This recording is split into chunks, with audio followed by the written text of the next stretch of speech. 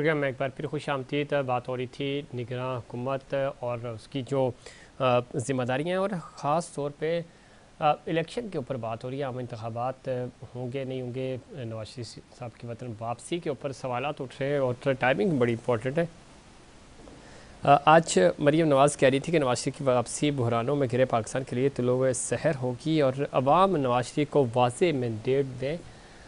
देखना यह है कि अवाम वोट किसको देते हैं, ये ज़रा अवाम का फ़ैसला होगा। लेकिन वोट होंगे कब, यानी इलेक्शंस कब होंगे, ये सबसे बड़ा सवाल है। इसके ऊपर तमाम स्टेक होल्डर्स बात भी कर रहे हैं और उनकी कोशिश भी है कि इलेक्शंस फौरी तौर पे हो जाए। इलेक्शंस होंगे या नहीं होंगे, निगरान सेटअप थोड़ा सा तवील मुद्दत होगा। बज़ाहिर तो इस तरह के हालात नज़र नहीं आ रहे, लेकिन जो एक गैर यकीनी की सूरत हाल है उसकी वजह से मसला ये हो रहा है कि जो पाकिस्तान की इकॉनमी है वो उसका संभलना मुश्किल हो रहा है। तो उसके लिए ज़रूरी है ज़ाहिर सियासी इस्तेकाम होगा तो माशी इस्तेकाम भी होगा। कल इस बात पे निगरान वज़ीर-ए-आज़म ज़ोर भी दे रहे थे। महंगाई बढ़ती जा रही है और अवाम जो है वो महंगाई से परेशान है, उनको दूर दूर तक कोई रिलीफ मिलता हुआ नज़र नहीं आ रहा। पेट्रोलियम मसनूआत में एक बार फिर कीमतों में इजाफ़ा होगा तो ये इजाफ़ा बराह रास्त ज़रा अवाम के ऊपर पड़ता है, इसका बोझ, और आम आवाम मुतासिर होते हैं। रिलीफ देना होगा, लेकिन रिलीफ कैसे मिलेगा, ये सबसे बड़ा सवाल है।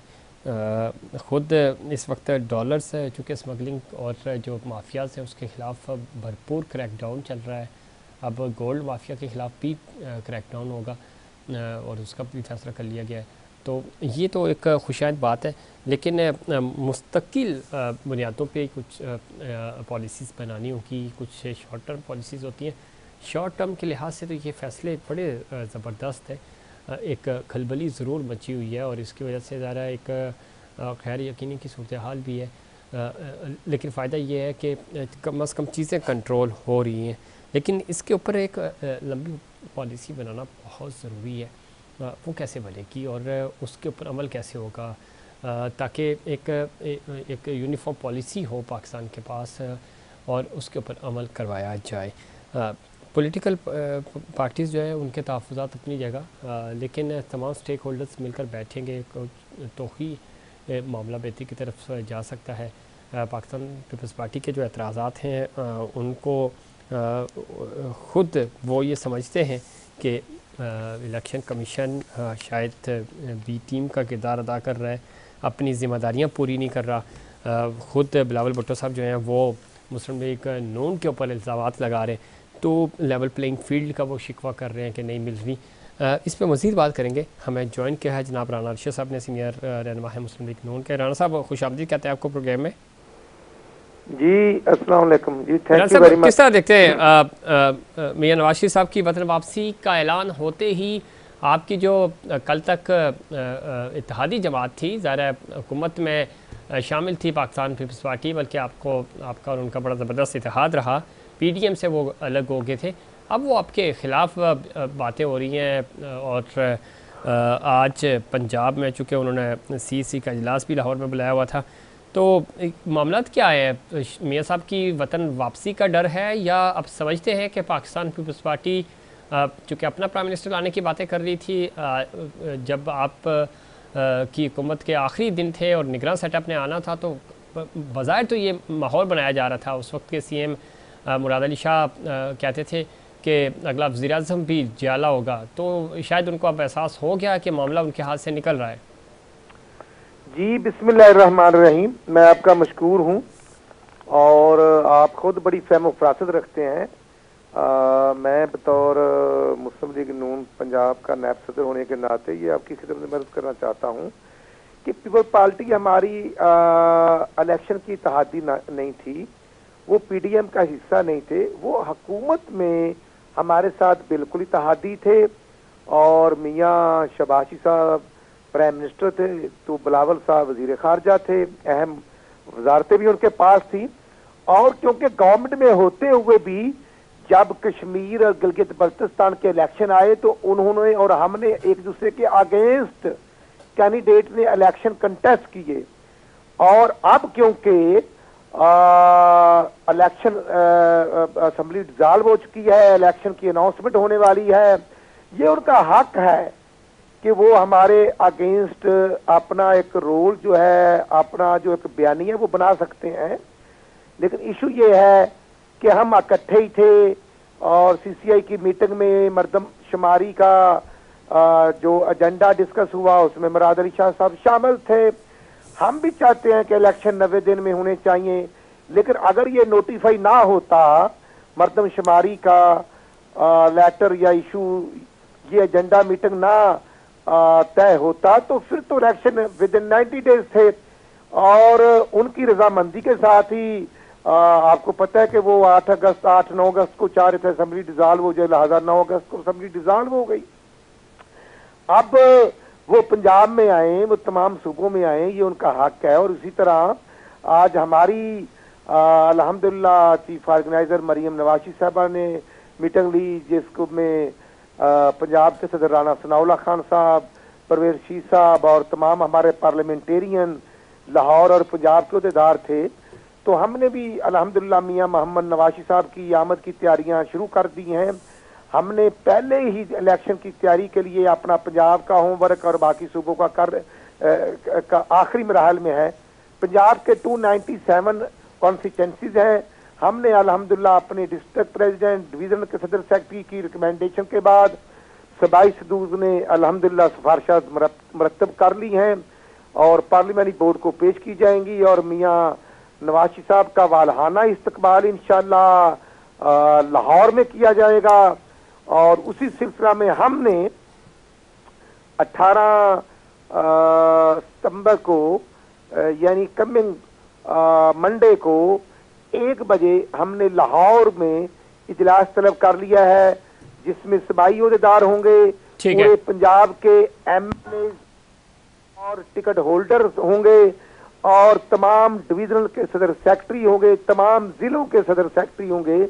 तो ये कोई 500 के करीब हमारे ऑफिस बेरर होंगे, जिनको मंडे को मीटिंग कॉल कर ली गई है, ताकि उनकी मशवरे से इलेक्शन की तैयारी का भी आगाज है और इलेक्शन कैंपेन का भी आगाज है। राणा साहब आप अपने तो भरपूर तैयारियां कर रहे हैं, लेकिन पाकिस्तान पीपल्स पार्टी, जिस तरह आप खुद भी कह रहे थे, ज़ाहिर आपकी हुकूमती इत्तेहादी थी, बिलावल साहब वज़ीर ख़ारजा थे, लेकिन वो नाला नज़र आ रहे हैं और आप तैयारियां कर रहे हैं। वो कह रहे हैं कि जी इलेक्शन कमीशन को नहीं पता, लेकिन मुस्लिम लीग नून को, नाम तो उन्होंने नहीं लिया, उन्होंने कहा जी एक पार्टी को कैसे पता कि फरवरी में इलेक्शंस हो जाएंगे।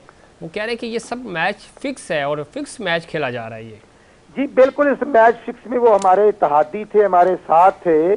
और आपको पता है कि मियां शबाशी साहब जो प्राइम मिनिस्टर थे, वो तो अहम मीटिंग्स में लंदन गए हुए हैं। तो इधर तो जो मीटिंग जब होती थी सब इकट्ठे थे इत्तेहादी, और इत्तेहादियों की कोऑर्डिनेशन के साथ ही तमाम मामला तय होते थे। अगर कोई इशू होता तो विद इन कैबिनेट मीटिंग वो पॉइंट रेज होता और आप तक भी पहुंचता, मीडिया की कैमरे तक भी पहुंचता, लेकिन लेकिन कोई ऐसा पॉइंट नहीं था। हाँ, लेकिन ये अचानक फिर क्या हुआ आज ये इसलिए हुआ, शायद मैंने सुना है मीडिया की चैनल से कि उनकी तवक्कुआत थी बलूचिस्तान में कोई बाप पार्टी के लोग उनको ज्वाइन करेंगे, खैबर पख्तूनख्वा में लोग ज्वाइन करेंगे। तो मेरा ख्याल वो ऐसे नहीं हुआ, या खैबर पख्तूनख्वा में भी परवेज खटक साहब जो हैं वो ग्रुप बना के बैठ गए, उसी तरह इस्तेहकाम पाकिस्तान का ग्रुप बन गया। तो मैं समझता हूँ ये हेल्थी कंपटीशन होना चाहिए और है, ये उनका राइट है, वो हमारी मुखालफत करें और हम भी कोशिश करेंगे सिंध में अपने पाँव जमाने की। लेकिन उसमें मैं समझता हूँ कि पंजाब में जैसे अल्हम्दुलिल्लाह मियां नवाशी के प्यार करने वाले जो जियाले हैं, अल्हम्दुलिल्लाह वो दिन रात मेहनत में लगे हुए हैं, और सिंध में हम कमज़ोर हैं, हम इन हक़ाइक़ को मानते हैं। और दूसरी बात ये है कि अब इलेक्शन होने हैं और ये इलेक्शन कमीशन ऑफ पाकिस्तान को जो अख्तियार पार्लियामेंट के जरिए दिए गए थे कि वो डेट अनाउंस करेंगे, ये इसमें पीपल पार्टी शामिल थी। और उसके बाद चीफ इलेक्शन कमिश्नर ने तमाम पार्टीज के डेलीगेशन से मीटिंग की, जिसमें पीपल पार्टी शामिल है, नून शामिल है। तो हमारी कोशिश है कि आफ्टर नोटिफिकेशन ऑफ मर्दमशुमारी जो हुई है उसके नोटिफिकेशन के बाद जल्द से जल्द इलेक्शन करवाए जाएं और उसमें हमारी तवक्को है, हमारी कोशिश है कि जो after completion of constituencies 54 days तकरीबन जो पंजाब के सदर राणा सनाउल्लाह साहब ने बात की थी वो यही है कि तकरीबन 54 दिन दरकार होते हैं इलेक्शन शेड्यूल के लिए, जिसमें नॉमिनेशन फॉर्म का जमा होना, इतराज, निशान। तो हमने असेस किया है कि वो जनवरी का लास्ट वीक हो सकता है या फरवरी का फर्स्ट वीक हो सकता है। तो ये बात तो इलेक्शन कमीशन ने खुद भी की है कि हम कोशिश करेंगे कि पहले जो टाइम पीरियड है उसको कम से कम करके हम जल्द से जल्द इलेक्शन शेड्यूल देने की कोशिश करेंगे। तो हम क्योंकि सियासी लोग हैं, जो पार्टी वाले भी सियासी हैं, बाकी उससे हटकर हमारा ना कोई एजेंडा है, ना हमने किसी से मीटिंग की है और ना ही कोई ऐसी बात है जो बैकडोर को डिप्लोमेसी हो या किसी को मशकूक हो। बाकी बात करना उनको अपना बयानिया बनाने का पूरा हक है, सो वो बना रहे हैं। ठीक है, बयानिया बनाने का तो हक है, लेकिन आपने सिंध का भी जिक्र किया। सिंध में ज़ाहिर है आपके पास इतनी पोजीशन मजबूत नहीं है, लेकिन सिंध में इत्तेहाद बनाने की बातें हो रही हैं। मुस्लिम लीग नून ज़ाहिर है उस इत्तेहाद का हिस्सा हो सकती है आगे चलकर। मरियम बीबी कह रही हैं कि वो भी सिंध का ज़ाहिर दौरा करेंगी, यहाँ से बड़ी शख्सियात भी मुस्लिम लीग नून में शामिल हो रही हैं।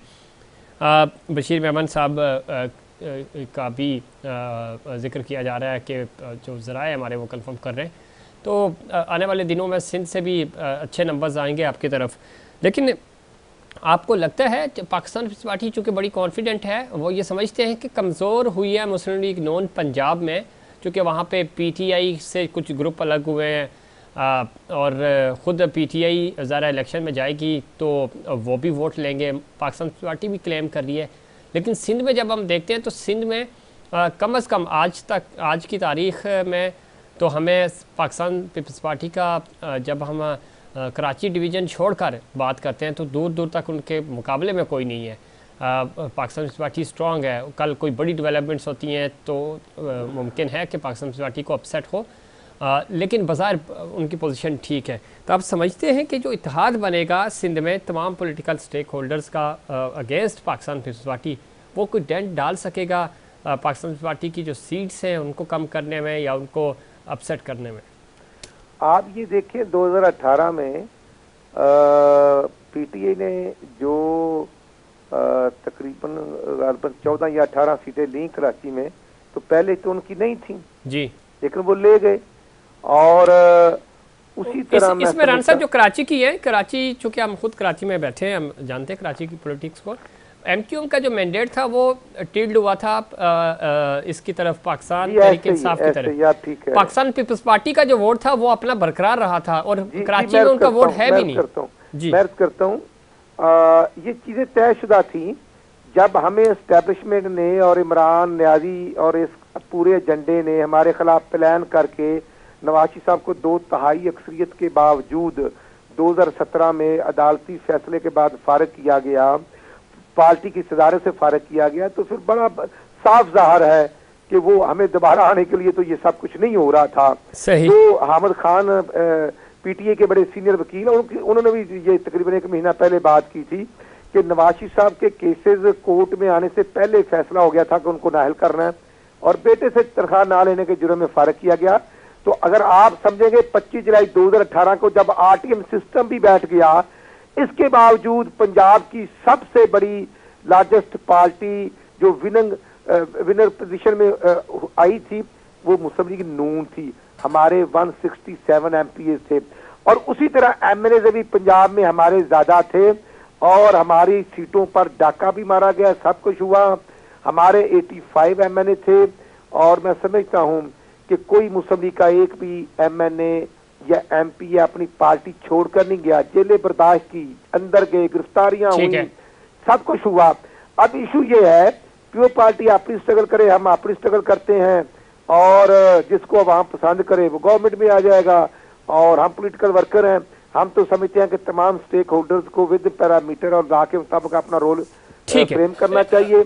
राना साहब एक चीज बड़ी इंपॉर्टेंट है, चूंकि वक्त भी मेरे पास खत्म हो रहा है, वो ये है कि जो आपने बात की और हमने जो विटनेस किया 2018 के इलेक्शन को, 18 में कराची डिवीज़न चूँकि उस तरह मैनेज हुआ जो आपने जिक्र भी किया। लाहौर डिवीज़न में पाकिस्तान तहरीक इंसाफ को वोट ज़रूर मिले, लेकिन उस तरह नहीं मिले कि वाज़े तौर पे उनको कोई अक्सरियत दिलाई जाती।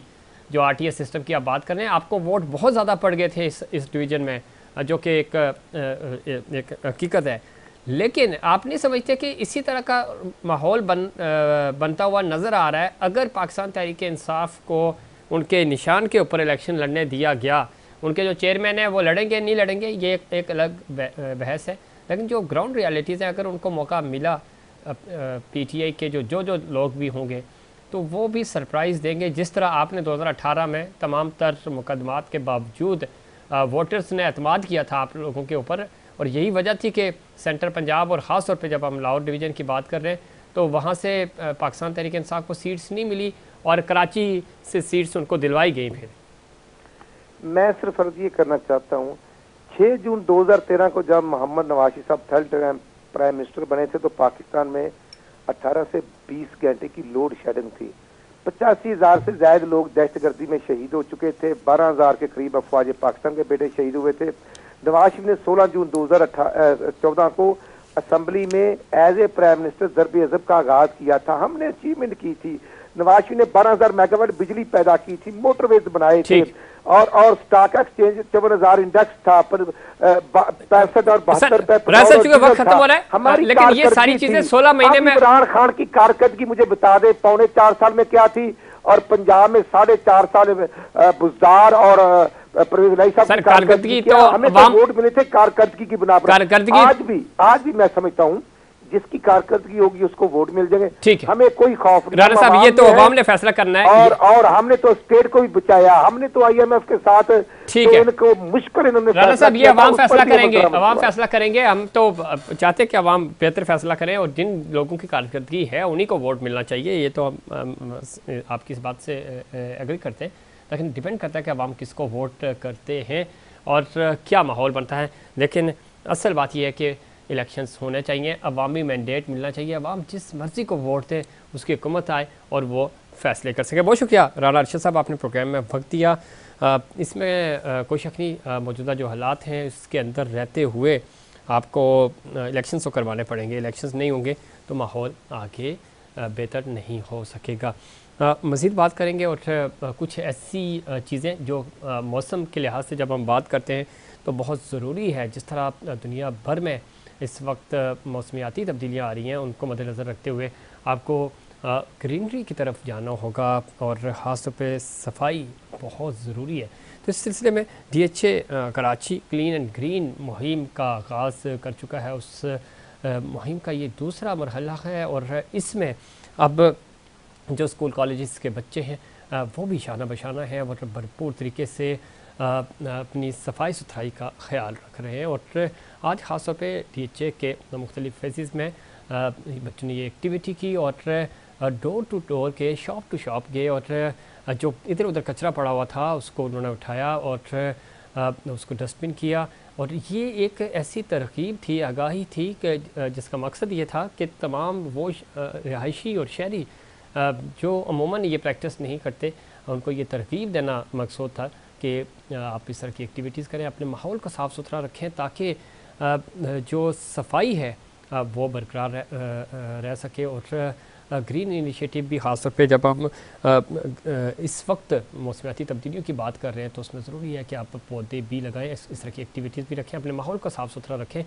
और ये सिर्फ DHA नहीं, कराची नहीं, पूरे पाकिस्तान को करना होगा, क्योंकि कौमें बनती ही इस तरह की छोटी छोटी एक्टिविटीज़ हैं। और सफाई तो हमारे ईमान का हिस्सा है, सफाई निस्फ ईमान है। तो सफाई सुथराई वैसे भी रखनी चाहिए। हमें अपना माहौल, अपने इर्द गिर्द का माहौल उसको साफ़ रखना चाहिए। जिस तरह हम अपने घर की सफाई करते हैं इसी तरह हमने अपने गली मोहल्ले इलाके की, अपने शहर की सफाई भी रखनी है। जब शहर साफ़ होगा, जब सूबा साफ़ होगा और तो पाकिस्तान भी साफ़ होगा, पाकिस्तान भी ग्रीन होगा। और इस इनिशिएटिव को हमने सपोर्ट करना है, इसको आगे लेकर चलना है। नाज़रीन, ये था हमारा आज का प्रोग्राम। उम्मीद करता हूँ दीगर प्रोग्राम्स की तरह आज का प्रोग्राम भी आपको पसंद आएगा। मुझे और इनसाइड पाकिस्तान की पूरी टीम को दीजिए इजाज़त। अल्लाह के बाद।